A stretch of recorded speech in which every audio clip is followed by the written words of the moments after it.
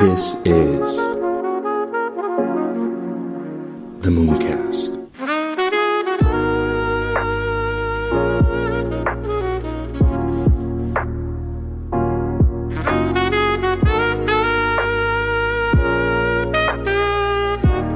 Hey bro, I'm just trolling is something that will not just challenge your perspective, but also touch your heart and soul. It's a book that defies convention, blending art and literature into a thought-provoking masterpiece.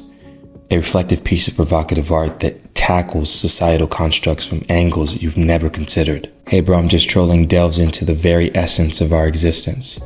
It questions the technology that surrounds us, challenges our notions of beauty, stares unflinchingly into the eyes of death, and questions the boundaries of freedom.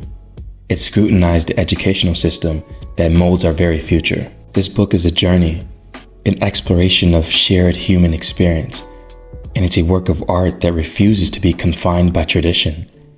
It's a canvas painted with words, a melody of thought, and a testament to the power of creativity in a world dominated by algorithms and data. Visit moonboycapitalventures.com and get your hands on Hey Bro, I'm Just Trolling today. It's not just a book, it's a movement. Now let's jump back into the show. Yeah, man, it's good to finally get a chance to speak to you, man. How are you doing? We thank God. We're okay. We're all right. We keep pushing. Yeah. Yeah, man. So, guys, I have a very special guest today. I have Eric. In your last name, how do you pronounce it? Annan? Annan. Annan. I have Eric Annan. Annan. I have Eric Annan here, and he's the founder of AYA Technologies, right? The foundation for, trying to bridge the gap between Africa and Web3. And so I have a bunch of questions to ask you, man, in regards to this foundation, because it's very interesting for me. And so I first want to start with what made you want to start this foundation? Like, why did you decide to start it? And what sparked that light bulb for you to be like, okay, this is something that I really want to pursue? Yeah, that's an interesting question, right? So first of all, again, my name is Eric Annan. I'm from Ghana in West Africa. But usually I prefer to say African by identity. Yeah. I've been in the technology space for the last couple of years. I've been in the space for the last 15 years plus. And in the process, I've learned one or two lessons. So AYA is not a foundation. AYA is an incorporated profit organization that we are working on. But it is also important to also make a case that in Africa, especially solving the human problem, you have to think through from the ground up, from the micro level to the macro, right? So you have to think about it from almost 80% no commercial and 20% commercial. What do I mean? 80% public good or social good, because most of the problems have not been solved in Africa. So from point of food, access to internet, access to quality education, access to quality infrastructure, and perhaps sometimes even shelter is a major challenge, right? So you do not really have a lot of economic units in Africa. A lot of people do not have purchasing power. So it's easier for somebody in the US to subscribe to Udemy and pay $20 every month, or pay Coursera $10 every month. But that $10 in Africa, where I come from, is it can feed a whole family in a month sometimes. Literally. So why I decided to solve AYA and I would decide to build AYA was fundamentally about the fact that we have a very large, growing, younger population in Africa, but we do not have equal access to opportunities like we have in the global north. And that number is increasing almost 10x every 10 years, right? And it's scary if you look at the numbers in terms of quantitative. And so for me, being very, very, very focused, and my background as a development person, I look at it from very, very ground level, that what can we do now to kind of mitigate the challenge that we may face in the next 20, 30 years, right? And that's why AYA became a mission that we decided to solve the human problem. And when I say human problem, from education, training, empowering, mentoring, and enabling them become global builders. So from 0 to 1 and become globally competitive and solving problems just like somebody in China or Singapore or Hong Kong or India can solve. And that you do not need to ask whether he's from Africa or he's from Middle East. All you care is that this guy is able to create value, is able to solve problem, and it's able to give you the same need you're looking for in any point in the world you can find. Thank you. Yeah, awesome. And so do you think that there's a huge potential? So once the labor force gets built, and your projection is that you want them to be a little bit more skilled. So do you see the bigger tech companies, the big conglomerates, starting to outsource then the skilled labor towards Africa? Is that what you envision for the future? Yeah, again, thanks for the question. So it's not a matter of if, it's a matter of when. And Africa is going to have the largest and the biggest pool of talents, workforce in the world. So Africa, by extension, is going to feed the entire globe with skilled talents. Why so? And there's data to back it up. The population of China is on a fast decline. The population of America is declining. Canada and the European, as for Europe, they have reached a peak where their population is fast declining. It's going down. The decline rate is more than the accession rate, right? So again, in the next less than 6,000 days from now, we are going to have more than 1 billion young people in Africa combined, more than India and China combined. That is how powerful Africa is. So in the last 50 years, the world have seen Africa from the point of raw material producing continent. And so there had not been enough investment into the manpower of the African continent. There have not been empowerment-driven activities, mass empowerment-driven activities to really empower the population of Africa. Because you know what? It was a continent that just produces raw material. But the table have turned. You have the continent now having an accelerated population growth. With younger minds, very curious. And we are so fortunate to have the internet being very diverse, decentralized today. So we are going to feed the global tech economy. And the African talent is a key partner, a key player to supporting global tech organization to really build their software, the technology, skill, their innovation. Not only that, Africa is going to have the largest digital spenders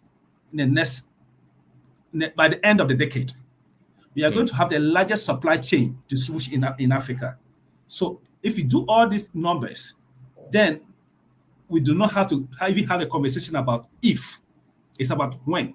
And that's why we need to build the pipeline, prepare these young minds to begin to accept the fact that they have a responsibility. And that responsibility is the fact that they have to be ready to serve the world with value. When do you think they will be sophisticated enough and ready to be able to deploy that skill set on a global scale? Or do you think it's already starting to happen now? At what degree do you think they're ready to command the skills that they have to be able to retain work and be able to, attract these big tech conglomerates and so on and so forth? Yeah, again, great question. I think we've been ready since yesterday.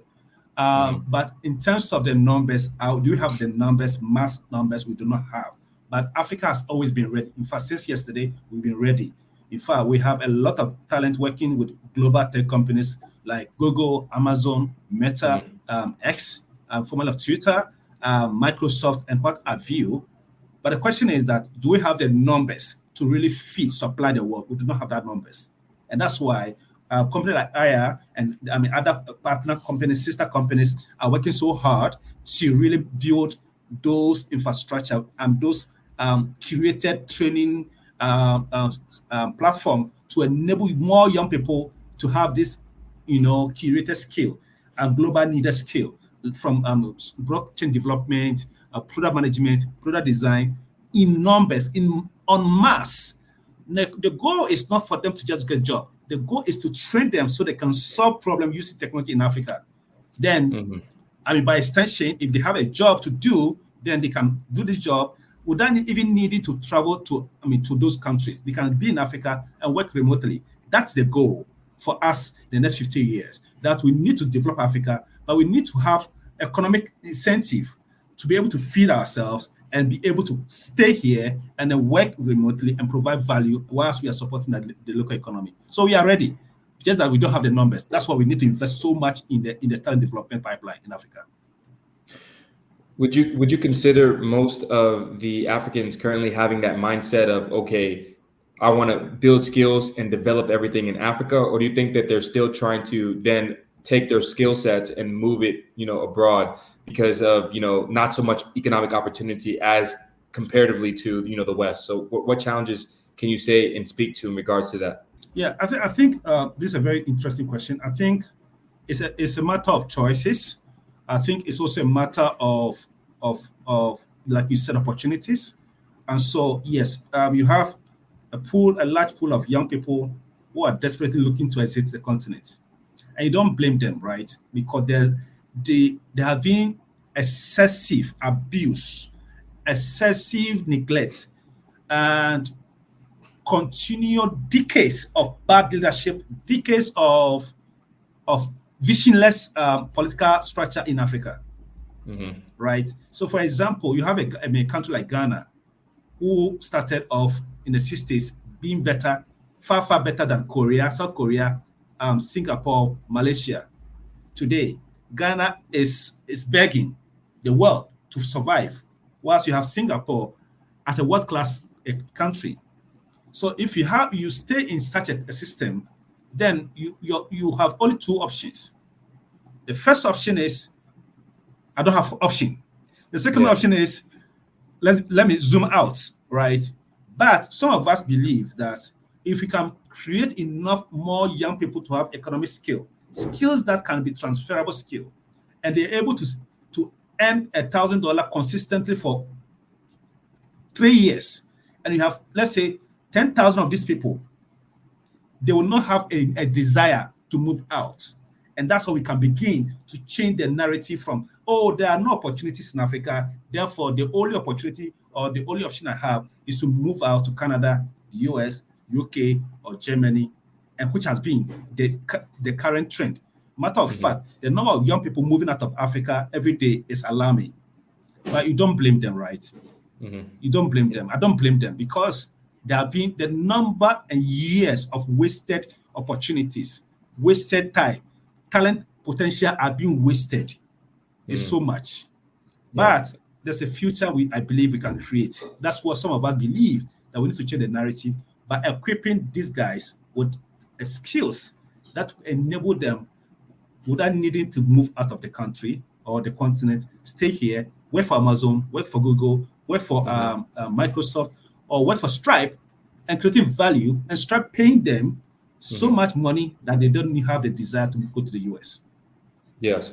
Yeah, it makes sense to keep that money within the ecosystem for sure. Do you think that it's mainly a mindset thing, or is it also corruption, or is it a combination of the two, or is there other factors that are sort of limiting the progress in Africa specifically? Wow, you this kind of questions, you really want to get me into political philosophy, and I have a very, very stubborn perspective when it comes to the African politics or the African mindset. I think one of the challenges that we are facing across the continent, right, and with the exception of few African countries, like for example, Rwanda is doing amazing well, Seychelles is doing so well, Mauritius is doing something pretty well. Zambia, recently, the new president has a new mindset, and I think is pretty much doing something incredibly well. Benin Republic has just made some good changes, and they are doing some cool things there. the general perception in Africa has been that the political class do not respect their citizens, right? So you see, it's a relationship. Politics is not abstract thing. Politics is about initiating policies, enabling environment to enable people be creative. So Africa, large part of Africa run political economy instead of financial or empowerment economy. What do I mean by empowerment economy? Empowerment economy, provide an avenue for anyone who has great idea to thrive. But political economy is run such that I need to know you. I need to, for example, sing your praises before I get opportunity. That is stagnation. That is wasting of everybody's time. So you end up having few people with so much wealth, and they don't even understand the power of that wealth. The only thing they will do is to buy houses, cars, and then hide the rest in Switzerland. And everybody go broke. That's what's happening in Africa. So corruption is a general thing. Everybody's corrupt. Guy, corruption is not an African thing. The US is corrupt. The UK is corrupt. The Chinese are corrupt. The Russians are corrupt. Everybody's corrupt. But the difference is what I call spreading greed. Spreading greed. The African elite, the political class, do not understand the simple concept of spreading greed. And that's what has made us be so poor. Because we have so much wealth in Africa. We are not poor. The poverty in Africa is the issue of I must be in control. You must be my servant. So even though we suffered slavery stopped, but the slavery in the mind never stopped. Mm-hmm. Wow. So the current African structures, African political leaders are seeing themselves as the next to the slave master. So they are now the new slaves, and everybody else is a slave. Wow. Very powerful stuff, man. And that's what's happening. So so it's a very deep DNA that we must begin to have a very hard conversation about these things. I don't think that there's corruption in Africa, because corruption is a general thing. What we are seeing in Africa is that there's a scarcity mindset, and the scarcity mindset makes everybody poor, and only the one on top richer. But when you have a greed economy or empowerment economy, I don't need to know the president. I don't need to know the minister. All I need is a great idea, and I will get somebody to finance it, support me, so that it can thrive. That's what has built Silicon Valley. That's what built America. That's what is building US, China, Singapore, Dubai, UAE, Saudi Arabia. Today, we could talk about Saudi Arabia innovation. That's what is built Germany. That's what has built France. In fact, France is what it is because France is eating the fat from Africa. So not until we understand the power of growth, the power of collaboration, the power of empowering other people, and not scarcity way of doing things and being on top, we continue to talk about these things. So yes, it's a mindset thing. It's a very deep-seated one. And that's why young people are looking for an alternative. I don't want to talk about the politics of stagnation. I don't talk about the politics of segregation, of family and friends. I want to talk about politics that can empower a child of no one who can become somebody. I mean, it shouldn't be that I should know you before I get opportunity. No. The world should work based on great ideas. Great ideas should win so that everybody can benefit from that idea. That's what has built Apple. That's what has built Microsoft, Google, Facebook. The question is, why are we not building such in Africa? Does it mean that we are all dumb? We are not. The opportunities are not opening up because people want to be slave masters below the slave master so that everybody else is a slave. Yeah. And you spoke a little bit about France. And what can you say, or in regards to the exploitation in regards to France, and can you just a little bit elaborate on that for the audience a little bit? Well, I mean, we all know that France has a park within the Francophone Africa where They control their reserve. We all know about this. It's an open secret. Now everybody knows about it. We all know that the France colony in Africa still, print their money from France, and France determine how much they should get with loan, their own money. We know these things. We know that France gets a lot of the reserve, raw material in their francophone sector or colony virtually free. We know these things. So yes, these are very open knowledge, but the world is quiet because it's benefiting somebody, and somebody, so longer he's benefiting, he doesn't really care about it. So I think that the new architecture of the world, this is my thinking. I do not think that, it's wrong, it's right. I don't believe in you're right, I'm wrong. I don't believe in you must win, I must lose. I must win, you must lose. I believe in a new concept called the infinity game plan. And the infinite game plan, this is how I define it, and I feel it should work. Everybody should enjoy whatever they're enjoying. But let's have a new conversation. The new conversation is about, okay, cool.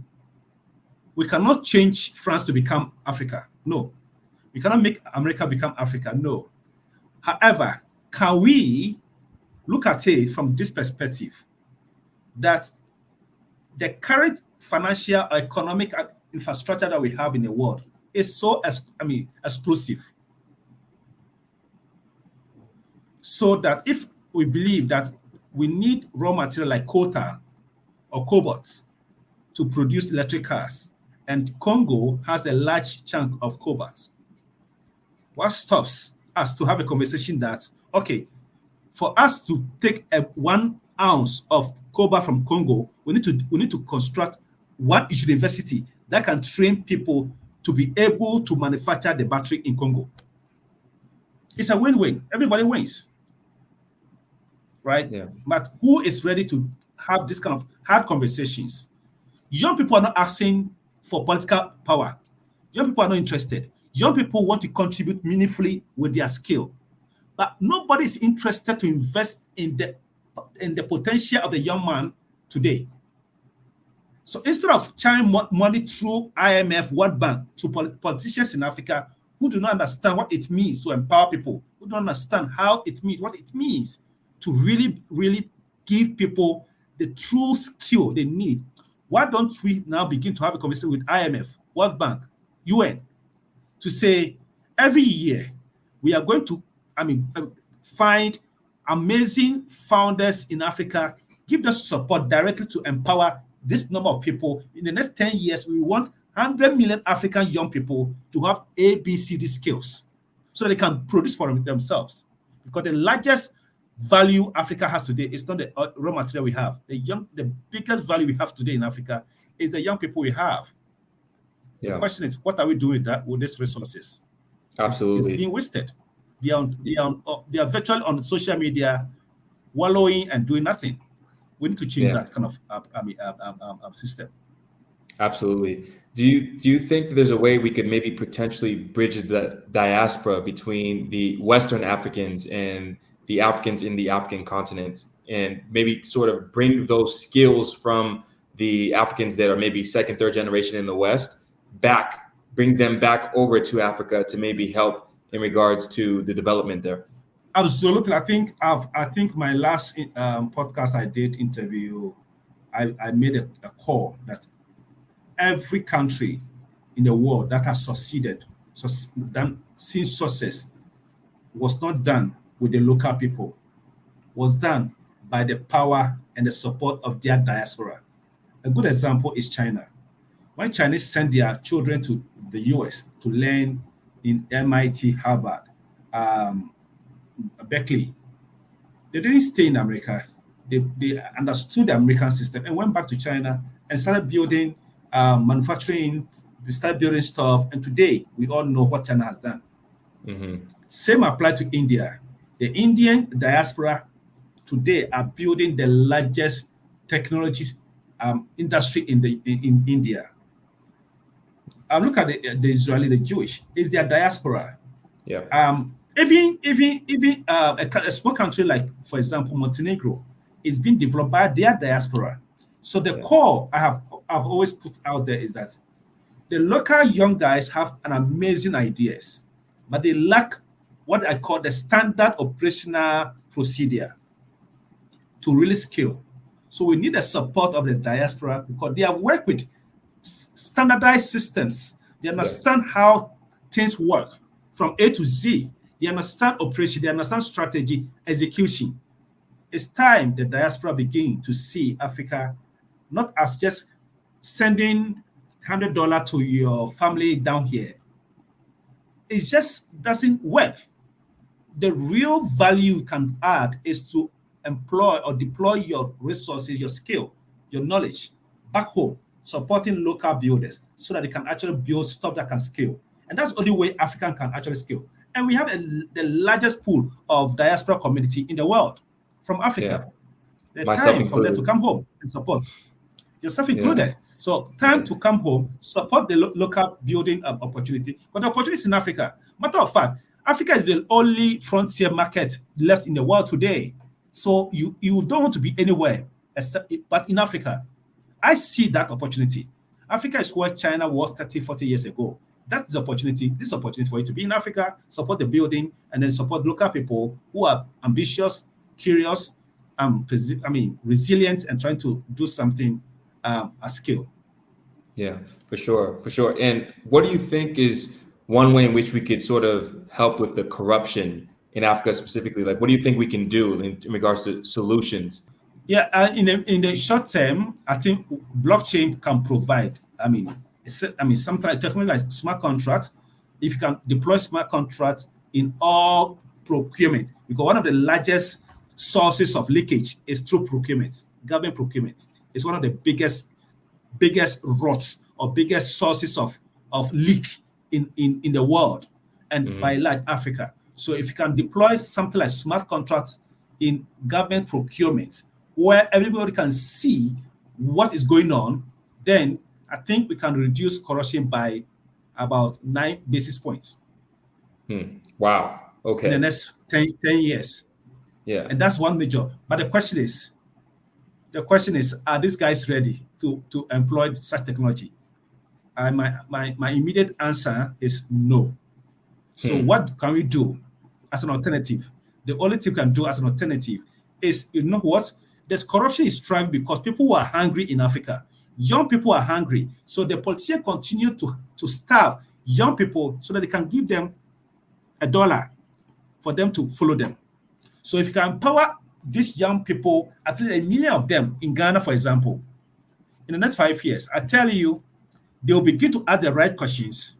They'll begin to understand how governance should work, and they'll begin to put up the right structures. And it will be difficult for corruption to thrive.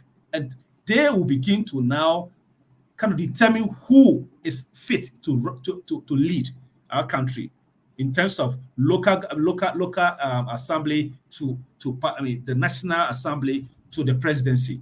Because people are hungry, anything goes.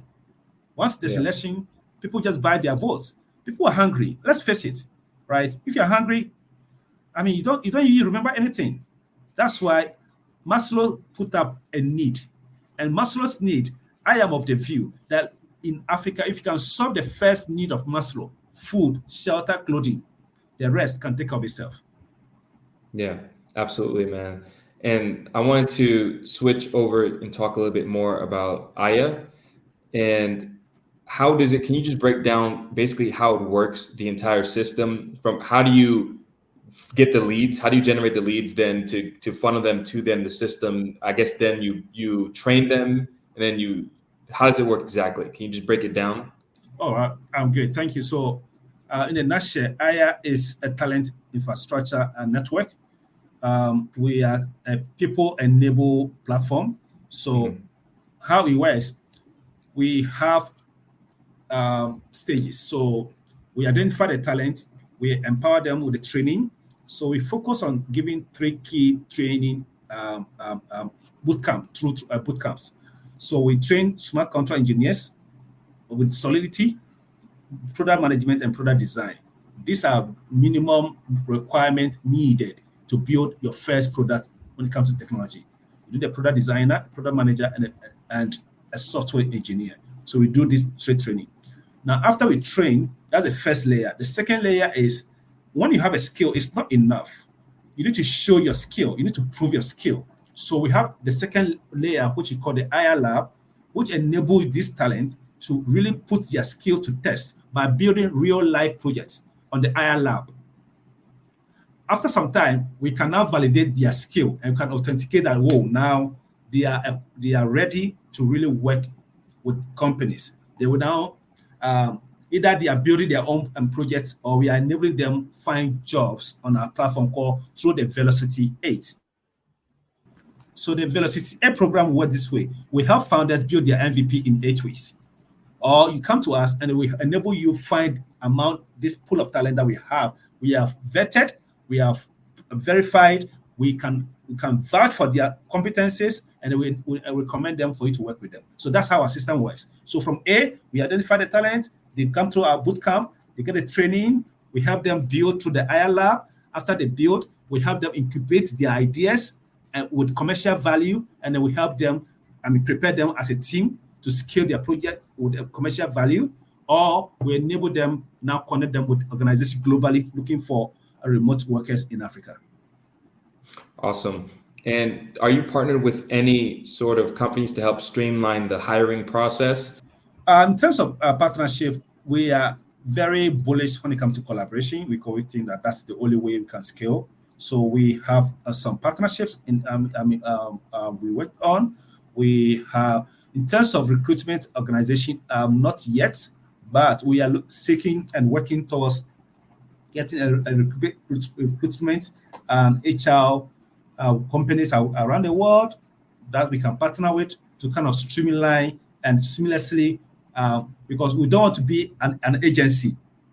We want to be a talent enablement platform to kind of harnessing, getting people ready for the job so that somebody else can actually specialize on the recruitment and process.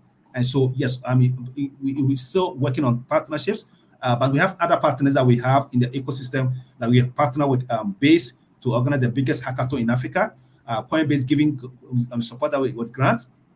We have partnerships with the likes of Textile Backed. We have Textile Backed. We have partnership with our sister company called Web3 Bridge. They're also a talent training organization in Lagos. They've done an amazing work in Africa by equipping, training more than 100 engineers in the last 4 years. So I think the goal for us is not we doing everything on our own.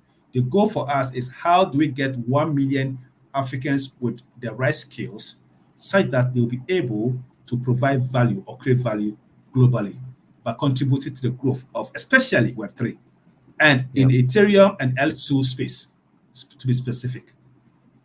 Amazing. And so have you heard about Cardano? I don't know if you're familiar with them, because I know they're doing a lot of stuff in Africa too as well. Have you thought about potentially seeking out and reaching out to them? Yes. We know about Cardano. Yes, we so for us, like I said, we are very agnostic. We are very open. We are very bullish on collaboration. We have not have any partnership with them, but we have people that inside that we believe we are engaging. And so I think at the right time, we could have some partnership with them. Awesome. And what are some of the pain points in regards to the process from when you're training then the cadets, if so to speak, and sort of trying to build their skill set up? What is some of the pain points you're facing in regards to that? Is it lack of motivation? Is it a lack of understanding the tech or the basic things of computer literacy, about hardware, and then about software, and operating systems and things of this nature? What are you facing in regards to challenges mainly, and how do you think they could be more streamlined?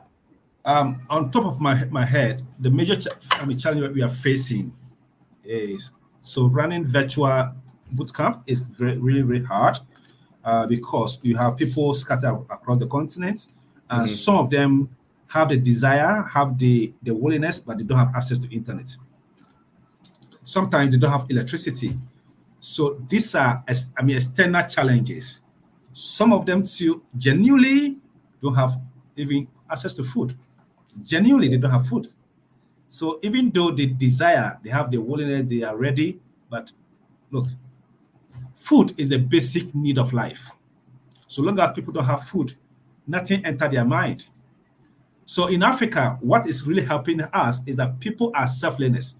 In the US, to become a software engineer, you have less than 1% Americans who are doing self-learning. In Africa, absolutely, I can say that almost 40 to 50% of software engineers in Africa are self-taught.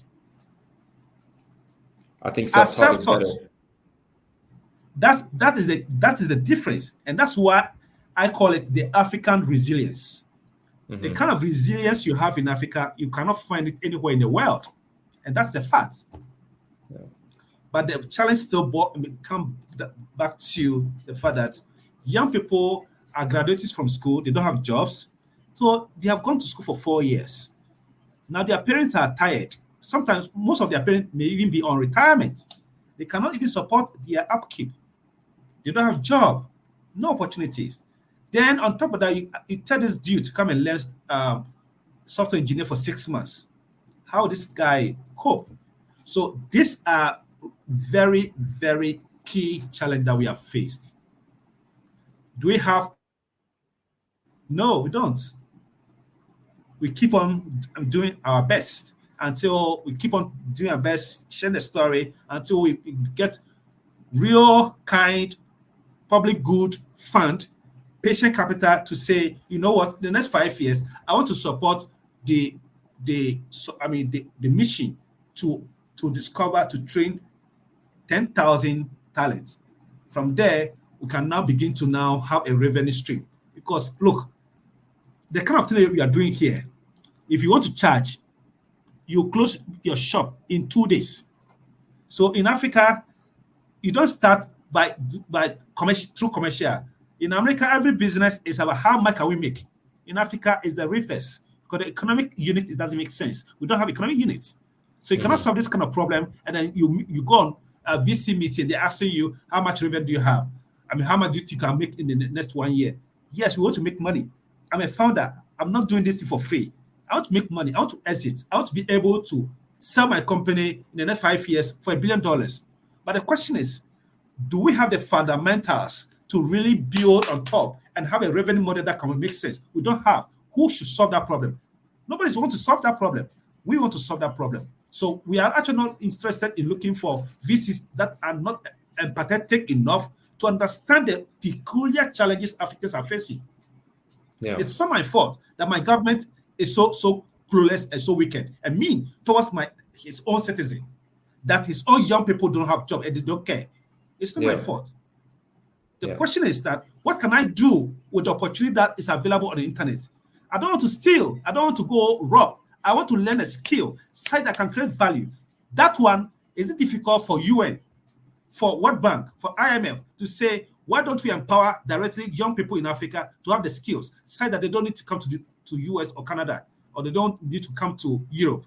They should stay in Africa and support the local economy by contributing value. I think we need to challenge the so-called philanthropy, so-called aid. Africa doesn't need aid. We need partnership. We need investment into young people. We don't need aid. Aid is not working. It will never work. What we need now is ability to empower young people to have the skill so they can build their own solutions, solve problems in Africa, so they can make money for themselves. Yeah, absolutely. Why do you think aid isn't working? Because it doesn't work. They don't even understand the aid.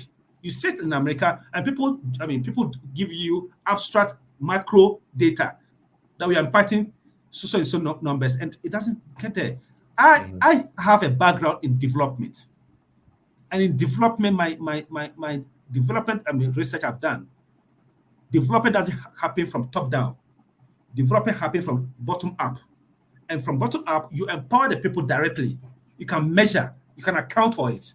What's happening is that people just stay somewhere, they just get numbers, data, and pile it up. Oh, we are imparting 100 million Africans, and they'll show on TV, CNN, Africans are poor. We are not poor. There's a misappropriation, there's misdirection, there's misdirected efforts. No, non-accounted effort, but because people want to just make noise and just count numbers, human beings as numbers, they just want to do something. So we don't need aid. We need partnership. We need investment into young people. We need investment into empowerment of people, manpower, because whether we like it or not, Africa is on ascendancy. Our population is not going to decline in the next 100 years. So it's in our interest, all of us, is in the interest of the world to empower these young people. Else, it's going to be disaster, the chaos, nobody can stand it. So let's solve it now. Let's empower these young people before they become a problem for us.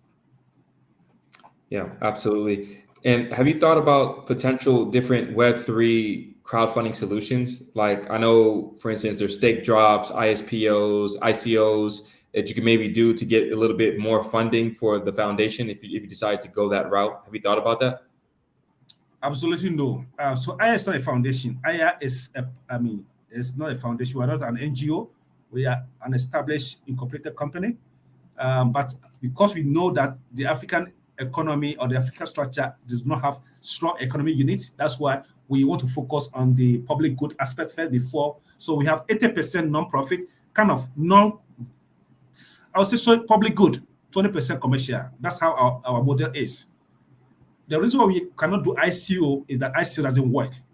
And as an African founder, it is so difficult to even do an ICO. An ICO is dead and gone.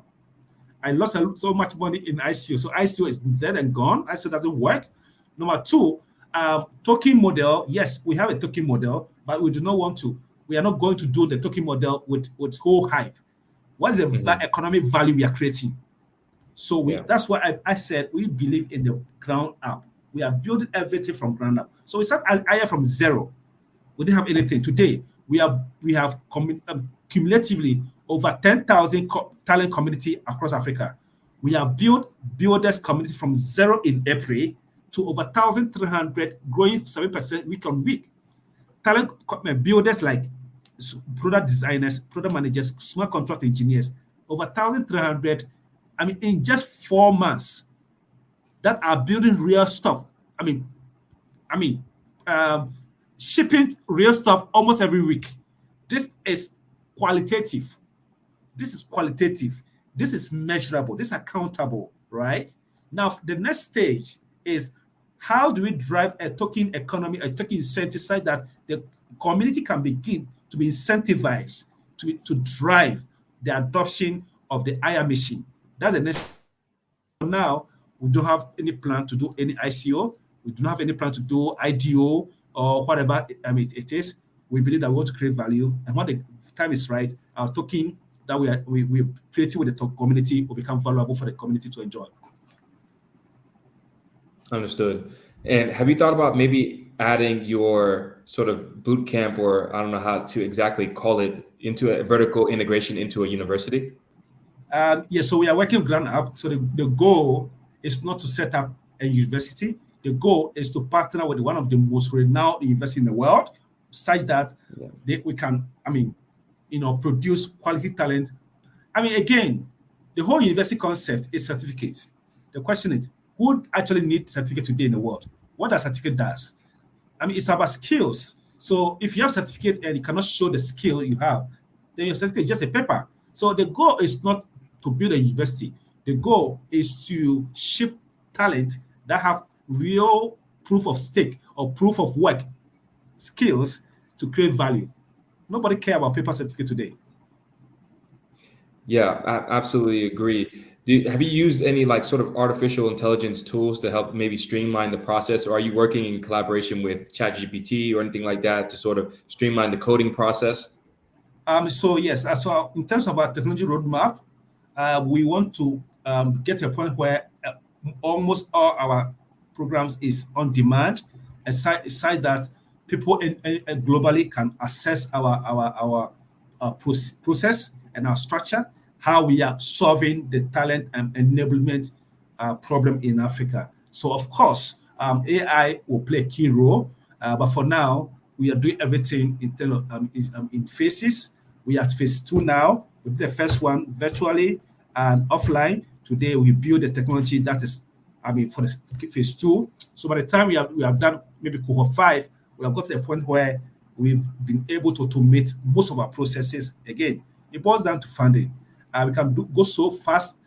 So with what we have, and so we are not in a haste. We have to. If you need to bootstrap, we will continue to bootstrap.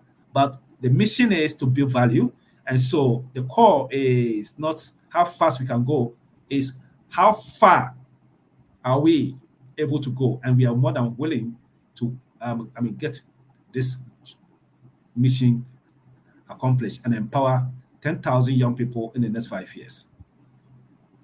Amazing. Eric, this has been a brilliant and amazing conversation, super enlightening for me. Where can people find you on the internet and your company on the internet? So AYA, you can find AYA. AYA is AYA HQ _ on Twitter and on Instagram. Our website is ayahq.com. Follow us on all our social handles: Facebook, LinkedIn, Twitter. I can join our Discord on our website. Our Discord community link is on the website, ayahq.com. And let's create value, let's build, and let's change the world, and let's shape the way the African talent is perceived in the world. I tell you, you can never find resilience the way Africans bring to you anywhere in the world. And together, we believe we can shape the world and shape the narrative and create value such that the world be a better place for all of us to live in. Amazing, amazing. Thank you so much, Eric.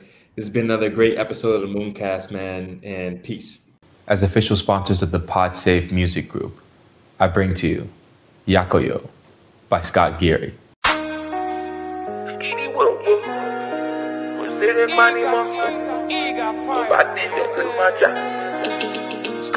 She's a good girl from the uptown side. She got a pretty face and a big backside. As a real sharp guy from the downtown side, I just wanna jump and slide. On to the next, baby, oh yeah, yeah, go yo. Baby, oh yeah, yeah, go yo. Tonight is the night, I'm on my check on do. I'm on my check on do. On to the next, baby, oh yeah, yeah, go yo. Baby, oh yeah, yeah, go yo. Tonight is the night, I'm on my check on do. I'm on my check on do. I'm very eager like my producer to chop your body like a samosa. I wait for you to come over. Yeah, my side, baby, come closer. Cause I rap it to a lot now. Your pictures, they tell me, Girl, I know if you wait no more. I just want a sweet love to you. On to the next, baby, oh yeah, yeah, go yo. Baby, oh yeah, yeah, go yo. Tonight is the night, I'm on my check on do. I'm on my check on do. On to the next, baby, oh yeah, yeah, go yo. Baby, oh yeah, yeah, go yo. Tonight is the night, I'm on my check on do. I'm on my check on do. Enter your DMs 2 months ago. When you just work for IGO, the body a joke, but lies me up. When you tell me to add it, many things I want to do to you. Give my location and send to you. Let me know when you come me through. Visit my private jet to come get you. Cause I love it to a lot now. Your videos they tell me, Girl, I know if you wait no more. I just want a sweet love to you. On to the next, baby, oh yeah, yeah, go yo. Baby, oh yeah, yeah, go yo. Tonight is the night, I'm on my check on do. I'm on my check on do. On to the next, baby, oh yeah, yeah, go yo. Baby, oh yeah, yeah, go yo. Tonight is the night, I'm on my check on do. I'm on my check on do.